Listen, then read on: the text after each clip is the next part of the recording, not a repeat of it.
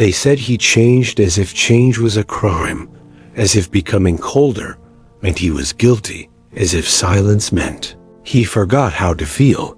But what they never saw was the pain that forced that change. They never saw the late nights when he stared at the ceiling wondering what he did wrong. They never saw how many times he swallowed his words just to keep the peace. How many times he said, "I'm okay," with trembling hands and a cracked voice. They never noticed when he was slowly breaking under the weight of being everything for everyone and nothing for himself. They only noticed the change when the warmth in his eyes turned to distance, when the softness in his voice hardened, when the man who once bent over backwards for them no longer bent at all. They forgot that people don't just change out of nowhere. They are shaped, they are bent, they are bruised by the hands they trusted the most. He was the type of man who would carry everyone else's burden while pretending his shoulders weren't already shaking. He was the one who always said, "I got you." Even when no one had him, he gave his time, his energy, his loyalty to people who saw him as temporary. And then they acted shocked when the light inside him dimmed, when the smile faded, when he no longer picked up the phone in the middle of the night. They forgot how they took his love for granted, how they mistook his silence for weakness, how they kept pushing until the version of him they once knew died quietly one night while no one was paying attention. They said he became distant, but they never talked about the nights he stayed up crying quietly so no one would hear. They said he became cold, but they never felt the heat of betrayal that burned through his chest. They said he stopped caring, but they never asked how many times he had to care alone, how many times he kept showing up for people who never noticed he was falling apart. They noticed the change, but ignored the cause. And that's the thing. With pain, it doesn't always scream. Sometimes it changes you in silence. It turns kindness into caution, softness into stone, and love into a quiet withdrawal from the world. Wasn't always like this. There was a time when his heart was wide open, when he believed in the goodness of people, when he thought that if he gave everything, eventually someone would give something back. But the truth was they never did. They just kept taking and taking until there was nothing left. And when he finally stopped giving, they didn't wonder if he was okay. They just said he changed. They blamed him for the silence they created. They blamed him for the walls they forced him to build.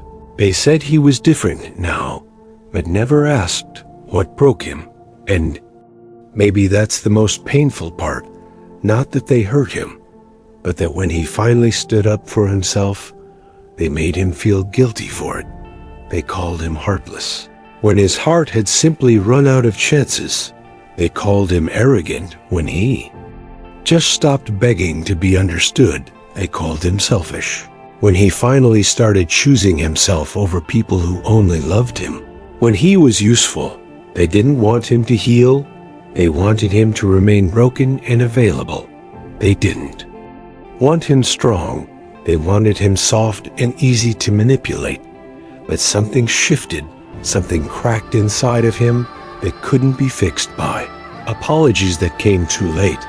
He realized that no matter how much you give, some people will never see your worth until you become someone they no longer recognize. And by then it's too late.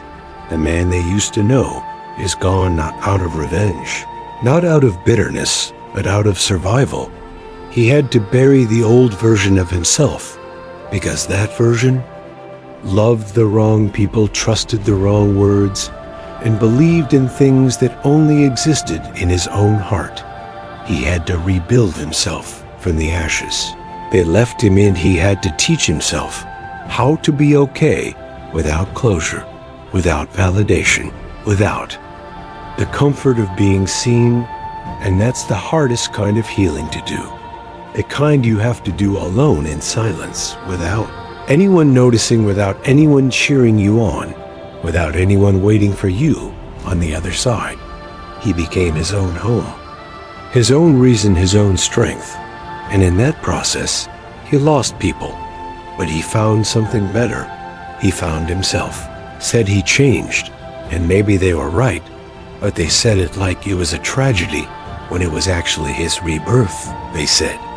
It like he should apologize for outgrowing their love, for not tolerating the same pain anymore. But he wasn't sorry. Not anymore, not for protecting his peace, not for becoming colder to survive, not for walking away from the people who watched him drown and then blamed him for gasping for air. He wasn't sorry for the distance, for the silence, for the boundaries, because they were necessary.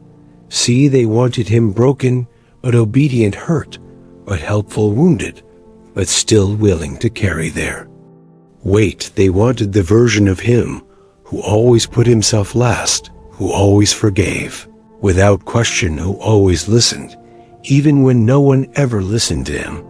But that version of him is gone, buried under the weight of lessons learned the hard way, and in his place stands someone who may be quieter but is stronger, someone who may be colder but is wiser, someone who may not trust as easily, but who finally trusts himself.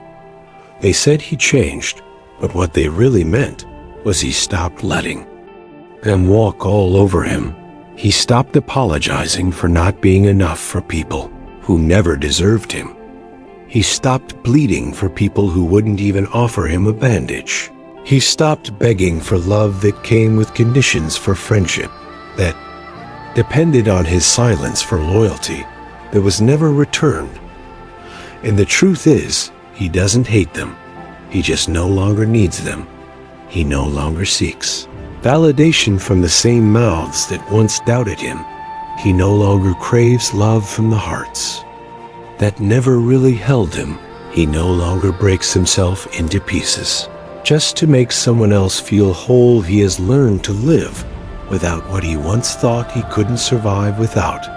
And maybe the most powerful thing he did wasn't healing or forgiving or even surviving. Maybe the most powerful thing he did was choosing to keep going, choosing to wake up every day and build a new version of himself from scratch, choosing to become the man no one thought he could be, especially the ones who broke him. They said he changed, but they forgot who changed him, and that's okay. He doesn't need them to remember, because he will never forget, and he will never go back.